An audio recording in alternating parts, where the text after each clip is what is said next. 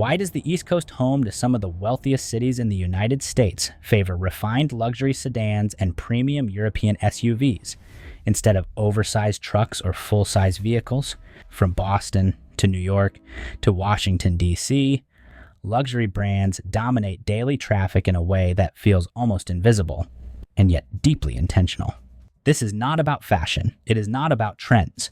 It is the result of geography, density, history, and a professional culture where sophistication matters more than scale. To understand why luxury brands thrive on the East Coast, we need to start with the environment itself. Car Map approaches this story from the ground up, examining how urban geography, infrastructure, and population density shape daily mobility before culture and economics ever enter the conversation. On the East Coast, luxury is not an indulgence. It is a practical response to how cities are built, how people work, and how success is quietly expressed. The East Coast is shaped first and foremost by density. Its major cities, Boston, New York, Philadelphia, Washington, D.C., were built long before the automobile ever existed. Narrow streets, tight blocks, limited parking, and that changes everything. Unlike the Midwest with its wide suburban grids, or the West with its open highways and long distances, the East Coast rewards vehicles that fit within constraint. Here, daily driving is rarely about distance.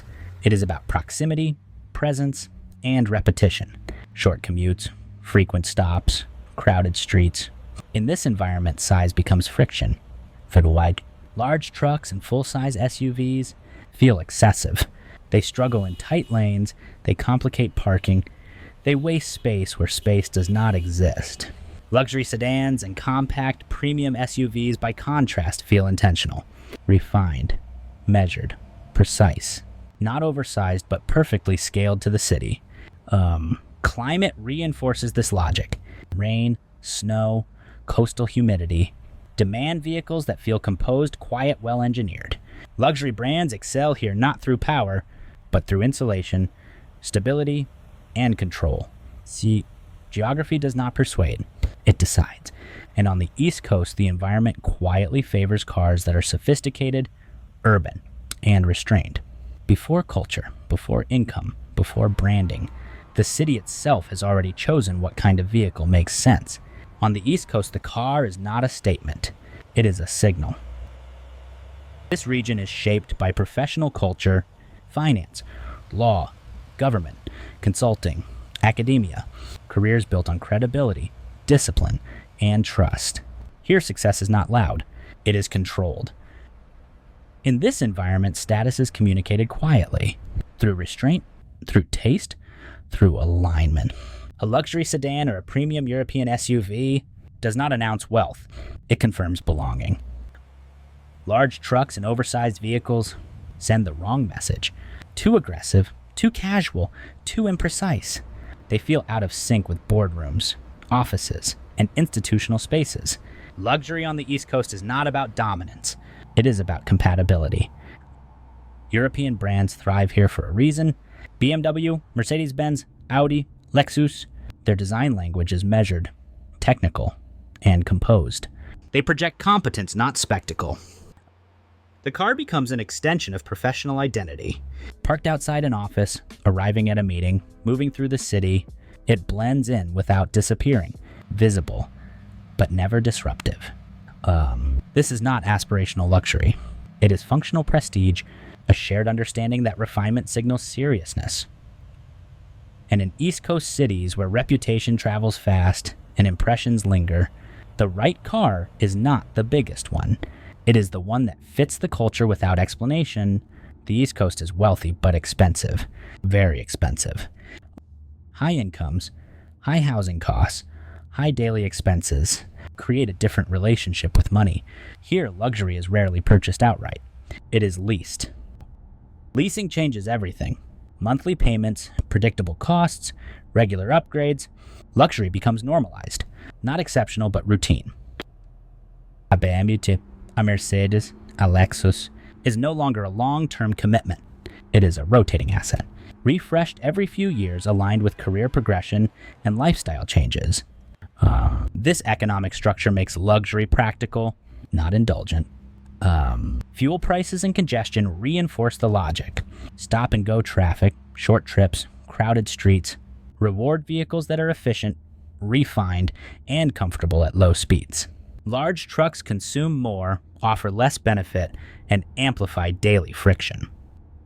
Luxury vehicles, especially European models, optimize the opposite. Smaller engines, advanced transmissions, hybrids, electrification, efficiency without sacrifice. Policy quietly supports this shift. Urban regulations, emissions standards, infrastructure investment favor newer, cleaner, technologically advanced vehicles, exactly where luxury brands compete best. Over time, the economics become self-explanatory. High income plus high cost of living plus leasing culture push buyers toward cars that maximize value per month, not per size.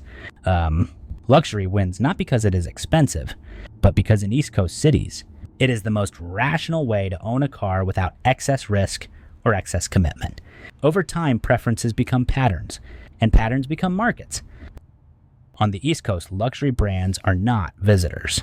They are infrastructure. Dealership networks are dense, strategically placed, deeply integrated into urban corridors. Service centers, leasing offices, charging stations, all designed for city life. This proximity matters.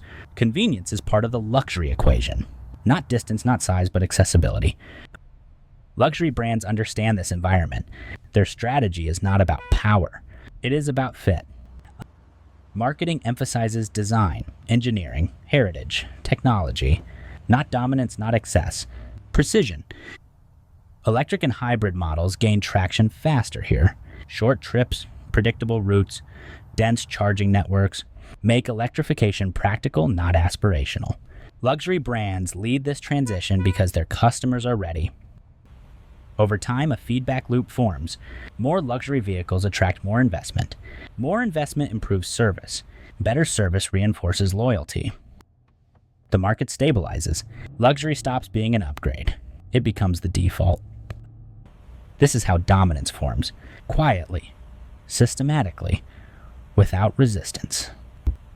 On the East Coast, luxury brands do not compete to stand out. They succeed by fitting in perfectly. When geography, culture, economics, and markets align, preference stops being a choice. It becomes a system. On the East Coast, luxury does not dominate because people want to show more. It dominates because everything else makes less sense. Dense cities, old urban grids, limited space remove the advantage of size. Professional culture, institutional environments, career-driven identity remove the need for spectacle. High incomes, high costs, leasing structures remove the risk from premium ownership. Market strategy, dealer density, service ecosystems remove friction from daily use. Each layer reinforces the next. Geography shapes behavior. Behavior shapes demand. Demand shapes markets. Markets normalize luxury. Over time, luxury becomes invisible. Not rare, not loud, not aspirational. Just correct. This is why the East Coast does not ask whether luxury makes sense. It assumes it does. Luxury here is not about excess. It is about alignment, a vehicle that fits the city, the profession, the economics, and the expectations without explanation. And that is why on the East Coast, luxury brands do not feel dominant, they feel inevitable. So when we look at the East Coast, we are not looking at a preference. We are looking at a system. A system shaped by dense cities, by old streets, by professional culture, by economic logic, where luxury is not excess, but efficiency in a refined form. On the East Coast, the car does not need to impress. It needs to belong. As American cities grow denser, as mobility becomes more constrained, and as technology reshapes ownership, this model will not disappear. It will expand. B&B, what we see on the East Coast today may well be the future of urban mobility elsewhere. This is Car Map, where geography quietly explains what the world drives. If you want to understand why different regions choose different cars, not by taste, but by logic. Subscribe and follow the map.